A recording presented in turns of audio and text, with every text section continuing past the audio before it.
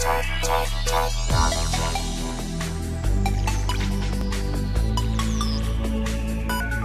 like paying attention to each other. We like knowing what's going on in each other's minds. We're always going to find new technologies that let us do that, that let us say, here is what I'm thinking about.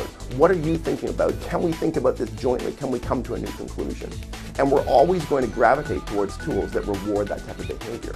I started off 20 years ago as a deep skeptic about technology. I thought that this was going to be dreadful for the quality of people's thought. I thought that the average person was, too stupid and too concerned with dumb things like celebrity, and if you turned loose this global megaphone, it was just going to drown the world in trivia and gossip. I was like many 25-year-old men. I had the world completely figured out.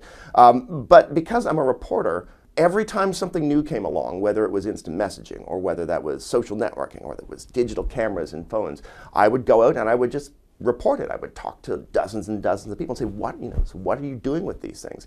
And every single time I did this, I would find that they were doing creative, interesting, strange, weird, funny, probing things that I would never in a million years have predicted. And so over time, the evidence just became obvious to me that in people's everyday lives, they were using it in incredibly interesting ways to think in new social ways, to learn things they couldn't have learned before, and to solve problems they couldn't have solved on their own. Pretty much every single new form of technology that came along, thinkers, middle-aged thinkers like myself, freaked out.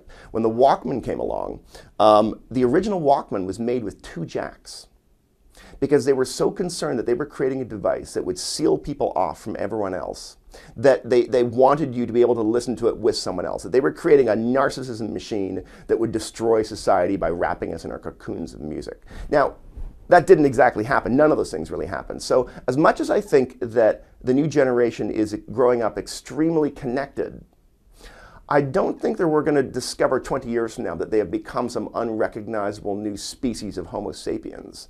And so we have this massive explosion of people setting down their ideas and communicating to other people.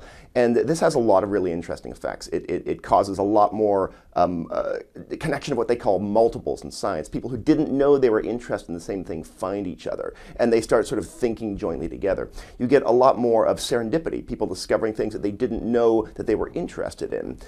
And so social thinking is a really big deal because we have this idea in our culture that thinking is when you're sitting there, alone, peering into a book. Like that's been the dominant metaphor for thinking. Rodin's The Thinker, sitting there, with your chin on your fist. But the truth is, in everyday life, a lot of thinking is very social. That's why teams work best when they gel really intellectually, when they're tossing ideas back and forth, when they're relying on each other even to remember things in what's called transactive memory.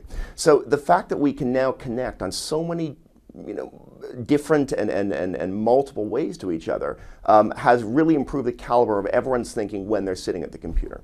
People are a lot smarter when they're able to work together with others. All the tools that have been successful in the last 10 years have been ones that plug into pre-existing modes of thought. So ambient awareness with Facebook or with Twitter, the ability to sort of pay attention in this very lightweight way to what other people are thinking or doing. The reason why people love doing that online is because they love doing it offline. That's exactly what we do. We're very good at being attentive to each other. We're social animals. And so the tools that reward that form of social thinking will always thrive. Do I know what those tools are going to be? No. I'm going to wait to see what gets revealed the way that everyone else does.